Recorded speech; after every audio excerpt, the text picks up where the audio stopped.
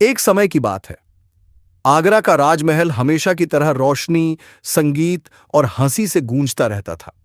बादशाह अकबर का दरबार पूरे हिंदुस्तान में अपनी शान और न्याय के लिए प्रसिद्ध था, और उस दरबार की सबसे बड़ी पहचान थे बुद्धिमान, चतुर और दयालु बीरबल। लेकिन एक सुबह ऐसा हुआ जिसने पूरे राज्य को चिंता और दुख में डुबो दिया। सूरज निकल चुका था, दरबार सज चुका था, मंत्री अपनी जगह पर बैठ चुके थे, सैनिक द्वार पर खड़े थे, लेकिन बीरबल की सीट खाली थी। अकबर ने मुस्कुराते हुए कहा, लगता है आज बीरबल देर से उठे हैं। लेकिन समय बीतता गया। दोपहर हो गई, फिर शाम भी ढल गई, मगर बीरबल नहीं आए। अकबर की मुस्कान धीरे धीरे चिंता में बदल गई।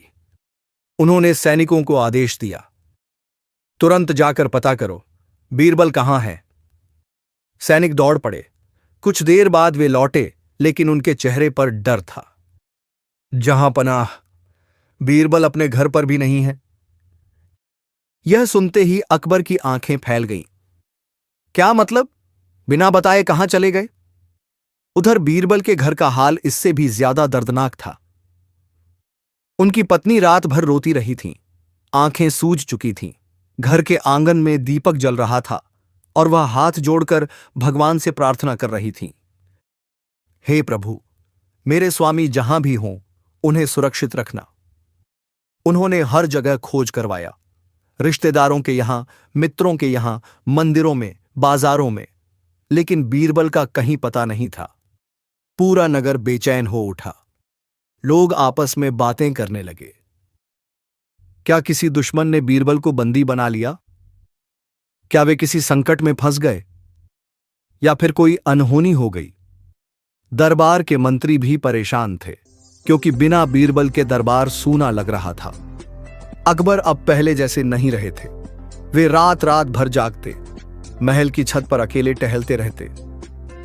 एक रात अकबर ने आसमान की ओर देखकर कहा, हे खुदा, मेरा दोस्त जहां भी हो उसे सुरक्षित लौटा दे। मैं बिना बीरबल के अधूरा हूं। दिन बीतते गए। एक दिन, 2 दिन, 1 सप्ताह। अब पूरे राज्य में उदासी फैल चुकी थी। बाजारों की रौनक कम हो गई। लोग हंसना भूल गए। बीरबल की पत्नी तो जैसे जीवित होकर भी मृत समान हो चुकी थीं। हर सुबह वे दरवाजे की ओर देखतीं, हर आहट पर दौड़ पड़तीं, लेकिन हर बार निराशा ही हाथ लगती। एक रात तेज बारिश हो रही थी। बीरबल की पत्नी मंदिर में बैठकर फूट फूट कर रोने लगी। हे भगवान, अगर मेरे पति जीवित हैं तो उन्हें वापस भेज दो। मैं उनके बिना नहीं जी सकती।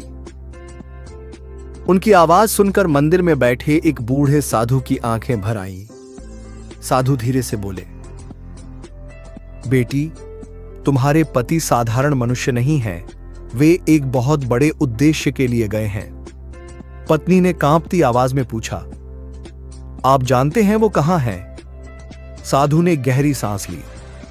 कुछ समय पहले एक महात्मा ने बीरबल को बताया था कि बादशाह अकबर के जीवन पर बड़ा संकट आने वाला है। उनका जीवन बहुत छोटा रह जाएगा जब तक कि हिमालय की एक दुर्लभ जड़ी बूटी उन्हें न मिल जाए। पत्नी स्तब्ध रह गई। तो क्या बीरबल उसी जड़ी बूटी की खोज में गए हैं? साधु ने सिर हिला दिया। हां, लेकिन वह जड़ी बूटी इतनी कठिन जगह पर मिलती है कि वहां जाना मृत्यु को बुलाने जैसा है। शायद इसी कारण वे बिना बताए चले गए, ताकि कोई उन्हें रोक न सके। यह सुनते ही पत्नी की आंखों से आंसू बहने लगे। उन्हें अपने पति पर गर्व भी हो रहा था और डर भी लग रहा था। उधर अकबर को जब यह बात पता चली तो वे कुछ पल के लिए मौन हो गए। उनकी आंखें भर आईं। तो मेरा दोस्त मेरी जान बचाने के लिए अपनी जान खतरे में डालकर चला गया। उस रात अकबर सो नहीं पाए। उन्होंने पहली बार महसूस किया कि बीरबल केवल एक मंत्री नहीं, बल्कि उनका परिवार थे। इधर हिमालय के बर्फीले पहाड़ों में तेज तूफान चल रहे थे। बीरबल फटे हुए कपड़ों में, घायल पैरों से बर्फ पर चल रहे थे। कई दिनों से उन्होंने ठीक से भोजन नहीं किया था, लेकिन उनकी आंखों में केवल एक ही लक्ष्य था, मुझे अकबर की जान बचानी है। एक रात वे बर्फीली गुफा में बेहोश होकर गिर पड़े। तभी एक साधु वहां पहुंचे। उन्होंने बीरबल को पानी पिलाया और कहा, तुम्हारे भीतर सच्ची मित्रता और त्याग है, यही तुम्हारी सबसे बड़ी शक्ति है। साधु ने उन्हें वही दुर्लभ जड़ी बूटी दे दी। बीरबल की आंखों में चमक आ गई। वे तुरंत वापस आगरा की ओर चल पड़े। उधर आगरा में सब निराश हो चुके थे। तभी एक सुबह महल के बाहर अचानक शोर मचा। बीरबल आ गए, बीरबल लौट आए। पूरा नगर खुशी से झूम उठा। लोग सड़कों पर दौड़ पड़े। अकबर खुद सिंहासन से उठकर महल के द्वार तक आ गए और वहां धूल और बर्फ से ढका घायल लेकिन मुस्कुराता हुआ बीरबल खड़ा था। अकबर की आंखों से आंसू निकल पड़े। उन्होंने दौड़कर बीरबल को गले लगा लिया। तुम हमें छोड़कर क्यों चले गए थे बीरबल? बीरबल ने थकी हुई मुस्कान के साथ कहा, जहां पनाह, अगर बताकर जाता तो आप मुझे कभी जाने नहीं देते। फिर उन्होंने वह जड़ी बूटी अकबर को सौंप दी। पूरा दरबार स्तब्ध रह गया।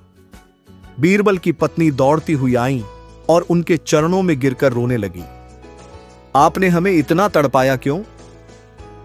बीरबल ने पत्नी के आंसू पोंछते हुए कहा, मुझे माफ कर दो, लेकिन अपने मित्र और अपने बादशाह को बचाना मेरा धर्म था। उस दिन पूरा आगरा दीपों से जगमगा उठा। महल में उत्सव मनाया गया। लोग नाचने लगे, ढोल बजने लगे, मिठाइयां बांटी जाने लगीं। अकबर ने पूरे दरबार के सामने कहा, आज से बीरबल केवल मेरे मंत्री नहीं, मेरे भाई हैं। दरबार बीरबल की जय के नारों से गूंज उठा और बीरबल की पत्नी, जिनकी आंखों में कई दिनों से केवल आंसू थे, आज उन्हीं आंखों में खुशी चमक रही थी। इस तरह एक दोस्त की सच्ची मित्रता, एक पत्नी का प्रेम और एक राज्य की चिंता आखिरकार खुशियों में बदल गई।